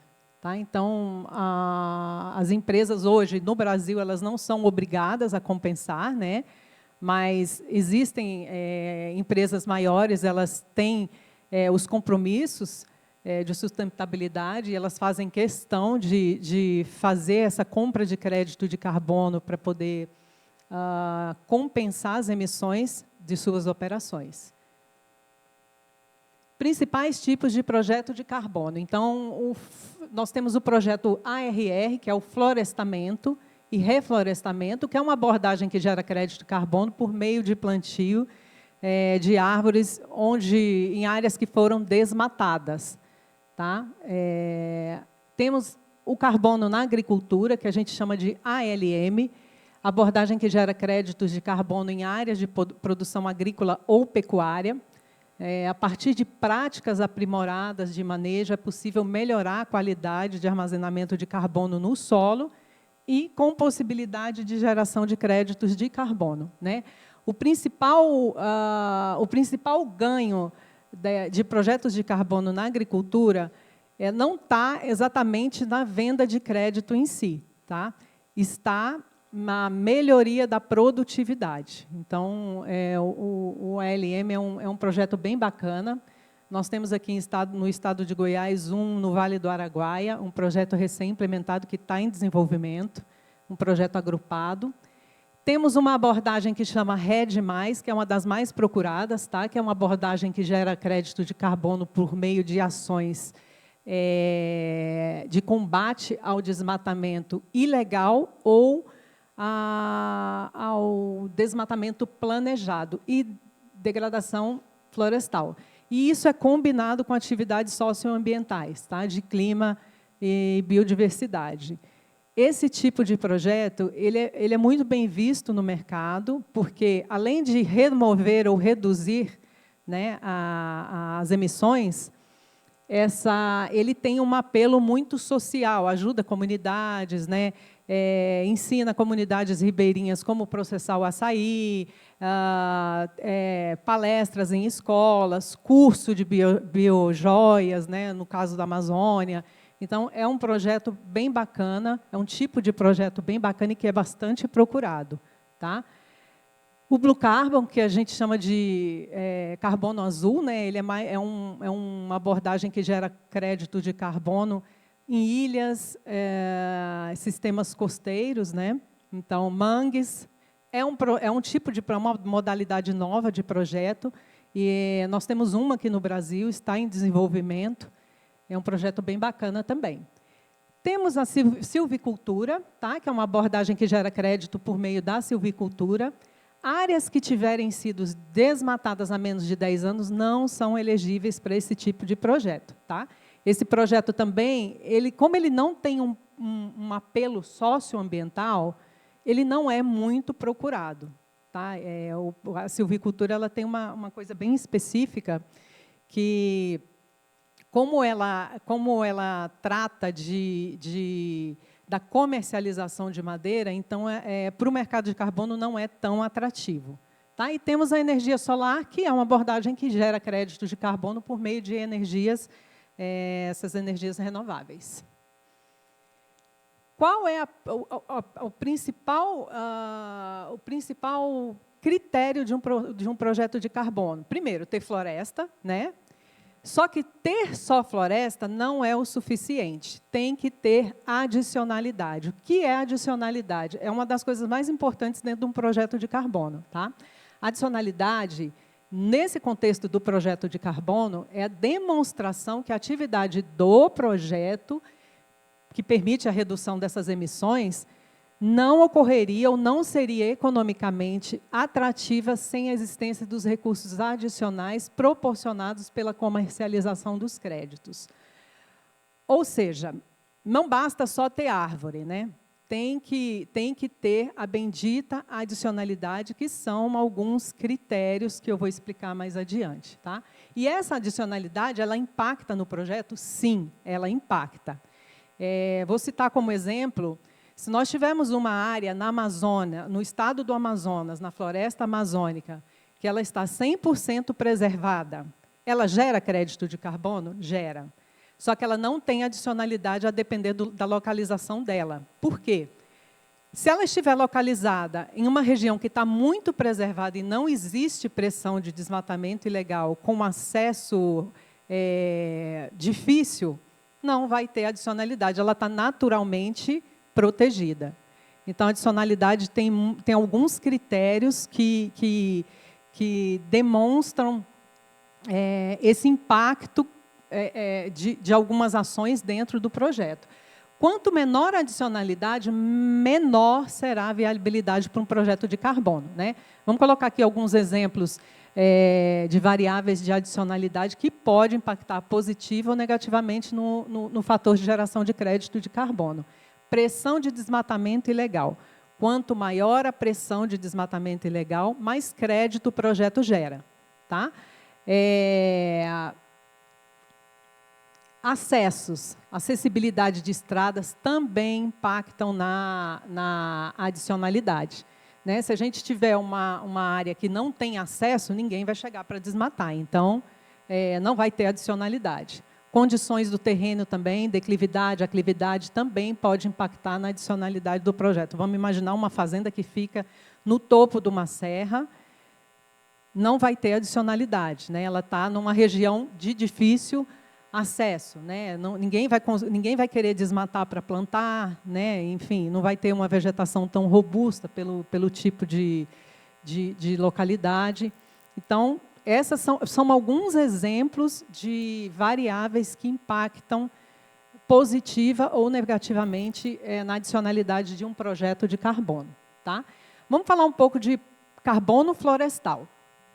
A modalidade de carbono florestal, que é a que combate o desmatamento, seja ele legal ou legal, ele é dividido em duas vertentes, o AUD, tá? E o APD. O AUD, ele é um tipo de projeto, é a modalidade do projeto RED que é possível gerar créditos de carbono na reserva legal e no excedente de reserva legal. Tá? Mas tem um ponto importante.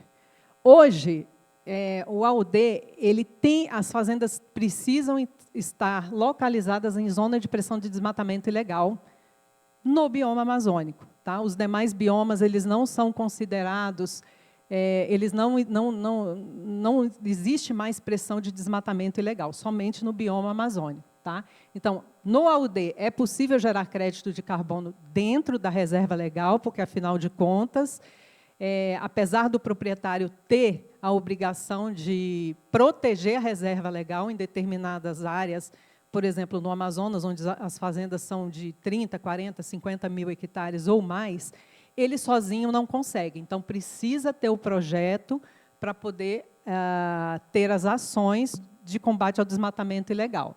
Tá? Pode ser combinado com a geração de crédito de carbono no excedente, onde ele, em tese, teria a possibilidade de obter uma licença de supressão de vegetação para a abertura da área. Né?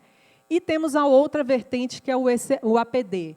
Esse APD ele só é aplicável em áreas as áreas que não estão mais em zona de pressão de desmatamento, o projeto de carbono só vai funcionar no excedente de reserva legal. Tá? Então, mesmo tendo a reserva legal, com vegetação nativa, super preservada, se ele não estiver numa zona que não tenha pressão de desmatamento, a geração do crédito de carbono vai ser somente no excedente. Tá? Regiões com agricultura e pecuária consolidadas, Goiás, Mato Grosso do Sul, Bahia, enfim, mais bioma cerrado, e Caatinga, Pantanal Sul, Mato Grossense também já não tem mais a pressão de desmatamento ilegal. E, para essa modalidade, a obtenção da autorização de supressão de vegetação é requisito obrigatório antes do início do projeto. Tá? Geração de créditos de carbono. Eles são calculados considerando a fitofisionomia e a região também. Tá? Existem algumas variáveis também. A pressão de desmatamento, quanto maior a pressão, maior o potencial de geração. A acessibilidade, que a gente já tinha falado, né, impacta nessa adicionalidade, porque acessos difíceis, o risco de desmatamento é bem menor. Né? E as condições do terreno, a declividade e a aclividade também pode impactar nessa adicionalidade do projeto. É possível gerar crédito de carbono com energia solar? Sim, é possível. No entanto, não é tão fácil. Tá? O padrão de certificação da Verra, que é a certificadora cujos créditos de carbono têm maior liquidez na hora da venda, ela não aceita projetos de geração de energia solar conectados à rede em países que não são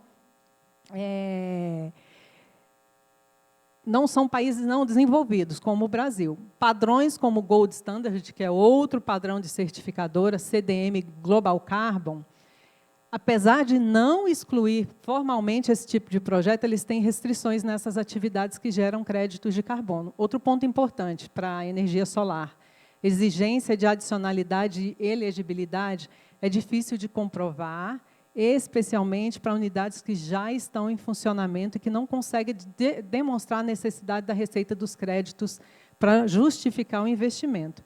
E o mercado de crédito de carbono gerado por projetos de energia solar, conectados à rede, representa baixa liquidez e precificação. Né? E isso reduz bastante o atrativo para esse tipo de projeto. Nós fizemos alguns estudos recentes e esses estudos apontaram a necessidade da geração mínima de 10 milhões de megawatts por ano para viabilizar qualquer projeto de energia solar fotovoltaica.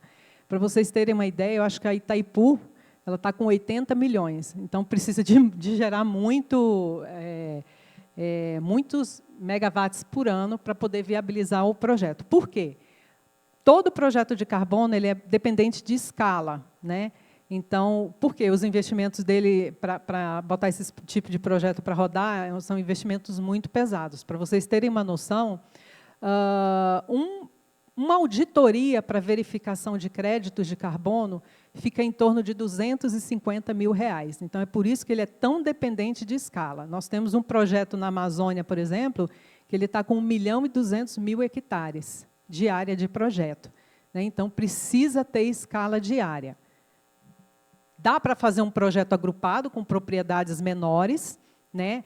onde a gente lista um projeto e agrupa várias propriedades, cada uma com o seu contrato, cada uma com a sua geração separada, né?